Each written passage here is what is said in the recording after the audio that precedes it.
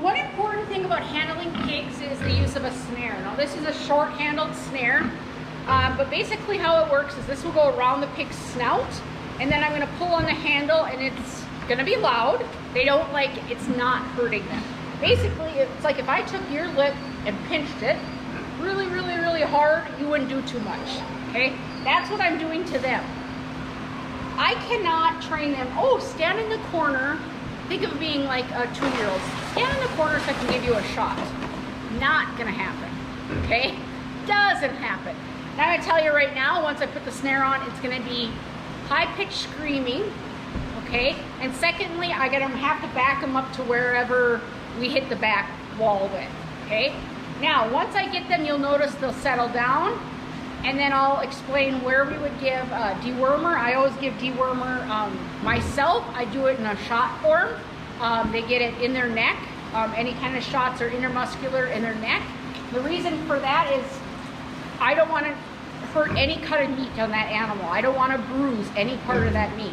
So when I'm handling them, these are cheap cuts here.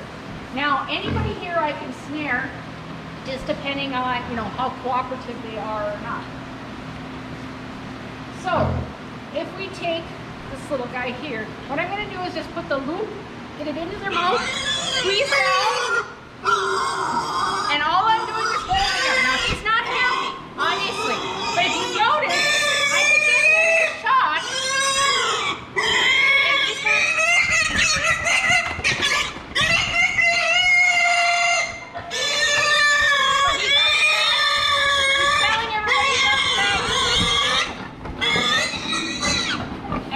Go.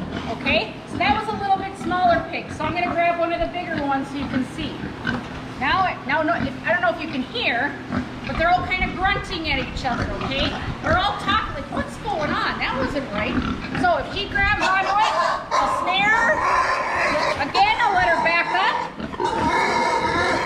I can give her her shot in her neck, and she holds still. I mean, I can pinch her hard right now. She's not going anywhere. And we just release, okay? It's not hurting them, it's flat. We can take this big monster here, do the same thing with him.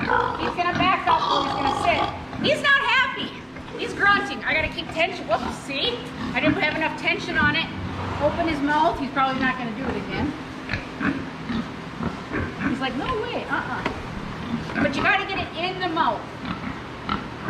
And I just like to kind of play with it. If you have the time, let's do this big boy here. Round her nose, let him back up. So I can basically handle the biggest pig there is in here with the snare. Let him back up into the corner. I got my knee against him. I can do whatever I need to do. It's like an acupuncture point. He's not, this one isn't even crying. Okay, basically it's like crying. But basically I can do what I need to do to him, give him a shot, take his temperature rectally, those kinds of things, and he has to stand there. So when we talk about temp, pulse, and respiration rate, to take their temp has to be rectally. I'm gonna have to snare them. If you're gonna have to have pigs, you're gonna have to have a snare. Now, a lot of people will have a longer hold snare. When the animals are more what I would call wild or industrial, they're not show pigs, you're gonna need it. The vet's gonna have a long pole. Our case, everybody's friendly. I can go up to them, snare them. They've had it done several times. So, temp is done rectally. Just like with other animals, we'll stick it in rectally till it beeps. They should be at about 101. Hot day like this, really humid, they might be pushing 102. When a pig gets lethargic, meaning laying down depressed, and they're hitting 103, I need to start worrying. If they're not eating and rooting and getting up, even if they're hot, they should be able to get up. If they don't want to get up, then we're looking at some other issues that might be happening.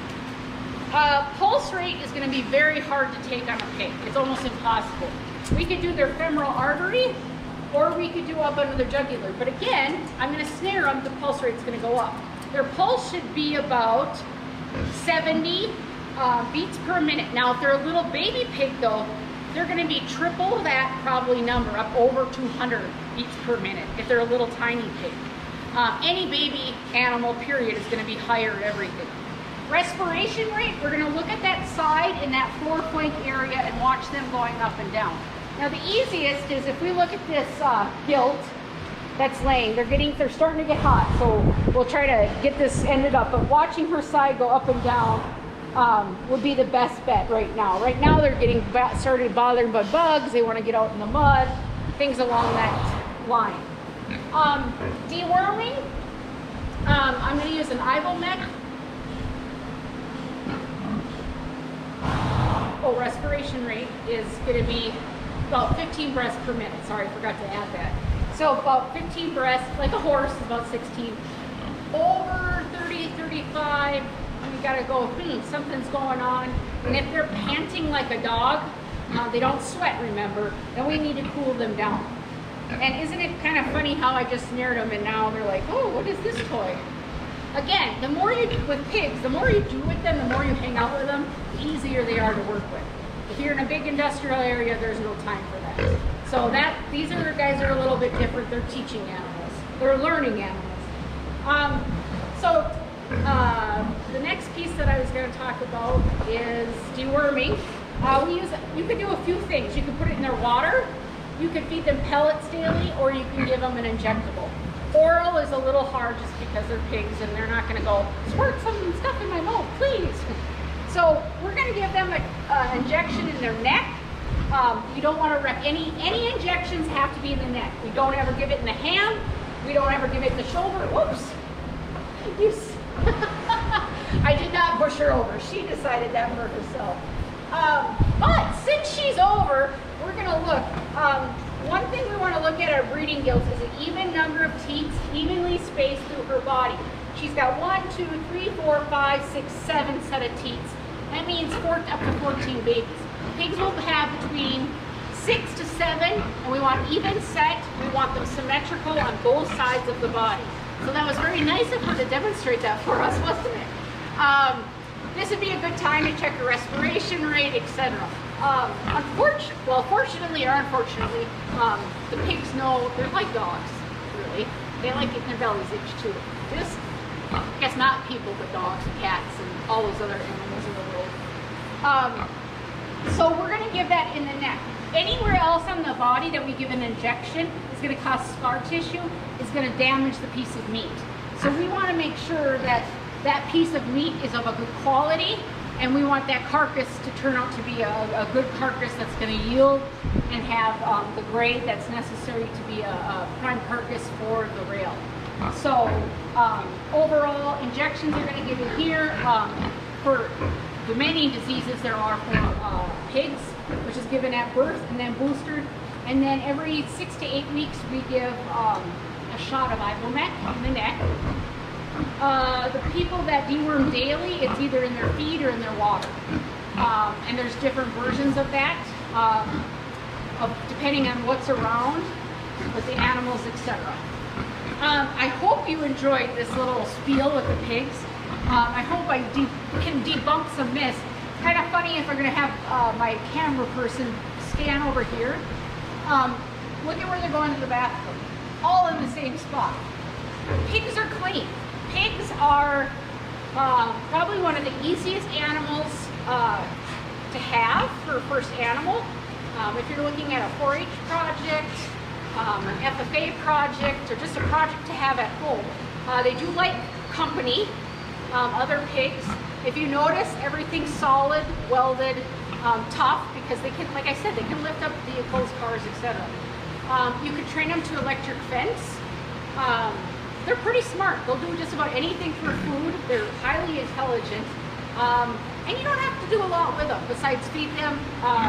But overall, they're a good project to have. Many people think they're aggressive, etc. Well, yeah, they can be. So she's like, ooh, it's hard. Like, ooh. I have to highly recommend, you can always contact me at Northland or whatever for more information, or I can find a pig breeder near you.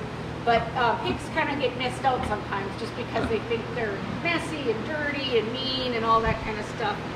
They're really not. They just need love and care, and sometimes they need to get their butts baked. Just like anything, they need parameters, and they know what the word no means, I guarantee you. So, hope you enjoyed learning more about pigs, and we'll wrap this up. Thanks.